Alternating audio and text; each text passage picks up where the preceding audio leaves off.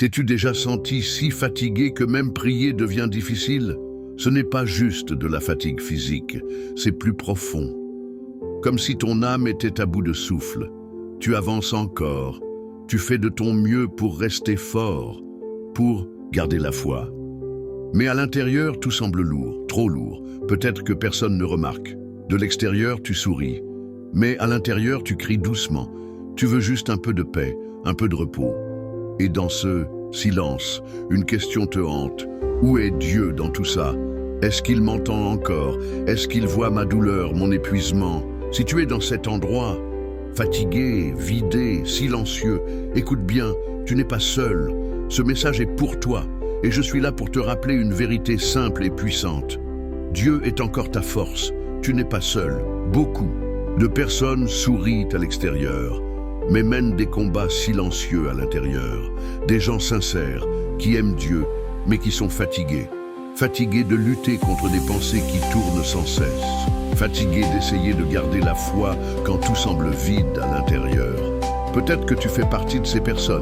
Tu te lèves, mais tu te sens encore épuisé. Tu vis chaque jour comme si tu portais un poids invisible sur les épaules. Les choses simples deviennent difficiles. Répondre à un message, prier, aller à l'église, écouter un chant qui autrefois te touchait. Et le pire, c'est la culpabilité. Cette petite voix qui dit « Tu déçois Dieu. Tu n'es pas assez fort. Les autres y arrivent, et pas toi. » Alors tu te compares. Et la comparaison, silencieuse, commence à étouffer ton cœur. Elle éteint la flamme. Elle t'éloigne peu à peu. Mais la vérité, c'est que l'épuisement émotionnel et spirituel peut toucher n'importe qui, même ceux qui cherchent Dieu de tout leur cœur. Et ça ne fait pas de toi un mauvais chrétien, ça ne fait pas de toi quelqu'un de faible, ça ne change rien à l'amour que Dieu a pour toi. Souvent, ce que tu ressens, c'est le poids accumulé de toutes les attentes, les responsabilités, les blessures et les frustrations que tu as portées trop longtemps. Tu as peut-être cru qu'être fort, c'était ne jamais flancher. Mais ce n'est pas ça. Dieu ne t'a jamais demandé d'être fort tout le temps. Il ne t'a jamais demandé de tout gérer seul. En fait, il savait déjà qu'il y aurait des jours comme celui-ci. Des jours où se lever est un effort, où croire est un combat, où la foi ne tient qu'à un souffle. Et c'est justement dans ces jours-là qu'il veut te rencontrer. Ce message n'est pas un reproche. Ce n'est pas une leçon. C'est un souffle doux, une main tendue, un rappel. Dieu ne t'attend pas quand tu seras mieux. Il est déjà là, dans ta fatigue, ton silence, ton chaos. Et peut-être que c'est justement ici, dans ta faiblesse, qu'un renouveau commence. C'est justement dans cet endroit, fait de fatigue, de silence et de faiblesse, que Dieu commence à faire quelque chose d'extraordinaire. Tu as peut-être cru qu'il fallait être en forme pour entendre Dieu, que Dieu ne parle qu'aux forts, à ceux qui prient avec puissance, qui lisent la Bible chaque jour, qui ne doutent jamais, mais ce n'est pas l'Évangile. La vérité, c'est que la puissance de Dieu se manifeste pleinement dans la faiblesse. C'est l'apôtre Paul lui-même qui a entendu ces paroles de Jésus. « Ma grâce te suffit, car ma puissance s'accomplit dans la faiblesse. » 2 Corinthiens 12, 9. Tu comprends ce que ça veut dire? Dieu ne te rejette pas dans ta faiblesse, il agit à travers elle. C'est quand tu arrives au bout de tes forces que Dieu commence à se révéler. Quand tout s'effondre, il bâtit quelque chose de nouveau. Et le plus beau, il ne te demande pas de te relever seul. Il s'approche avec tendresse, avec grâce, avec amour. Et il murmure, tu n'as pas à porter ça tout seul, laisse-moi te soutenir. C'est là que tout change. Ce n'est plus à toi de prouver ta force, c'est à Dieu de devenir ta force. Et quand tu comprends cela, la pression s'allège, pas parce que tout disparaît, mais parce que maintenant, tu sais qui marche à tes côtés. Quand on parle de trouver sa force en Dieu, ça peut sembler beau, mais abstrait. Tu te dis peut-être, d'accord, mais comment faire concrètement quand je suis au bout? Quand je n'ai même plus l'énergie de prier? Alors laisse-moi te proposer des gestes simples, des choses petites, mais puissantes, que tu peux vivre là, maintenant, sans attendre d'être mieux. 1. Respire et appelle son nom. Commence par respirer profondément, là où tu es. Ferme les yeux si tu peux et dis juste « Jésus ». Tu n'as pas besoin d'une longue prière, pas de mots parfaits, seulement ce nom. Tu peux le répéter doucement « Jésus, Jésus ». Rien qu'en faisant ça, tu invites sa présence. Tu te rappelles que tu n'es pas seul, tu changes d'atmosphère. Parfois, la prière la plus puissante, c'est juste un soupir avec le nom de celui qui te sauve. 2. Ose dire ce que tu ressens. Tu as le droit de dire à Dieu que tu es fatigué, que tu ne comprends pas, que tu n'en peux plus. Il n'est pas choqué par ta douleur, il ne s'éloigne pas de ton désespoir. Au contraire, il s'y rapproche. La Bible est remplie de cris, de lamentations, de psaumes écrits dans la détresse. Dieu les a entendus tous.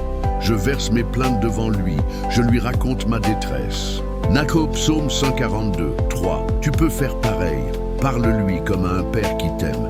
Même si c'est en larmes, même si c'est en silence, ce que tu ressens a de la valeur pour lui. 3. Nourris ton cœur, pas ta performance. Quand on est fatigué, on pense qu'il faut faire plus pour retrouver Dieu. Lire plus, prier plus, être plus fidèle.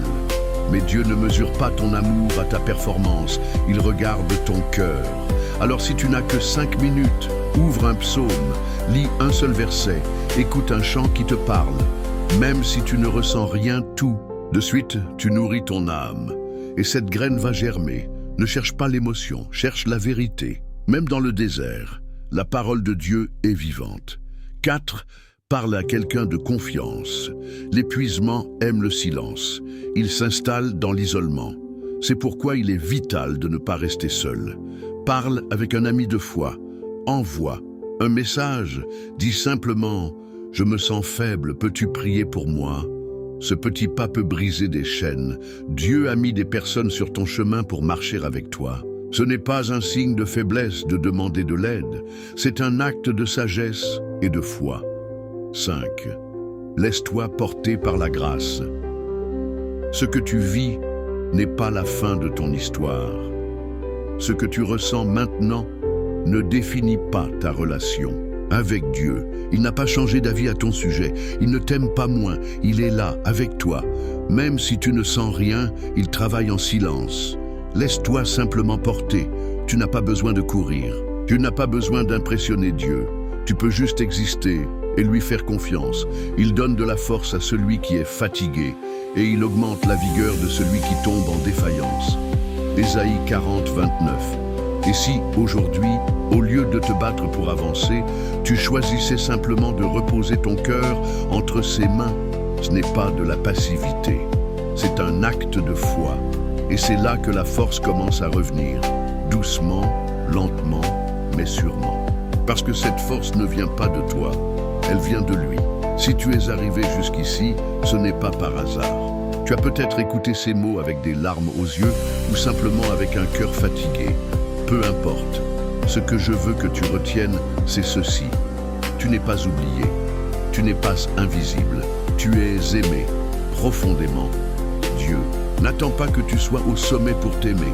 Il vient te chercher là où tu es, dans ta faiblesse, dans ton épuisement, dans ton silence. Et c'est là qu'il te porte.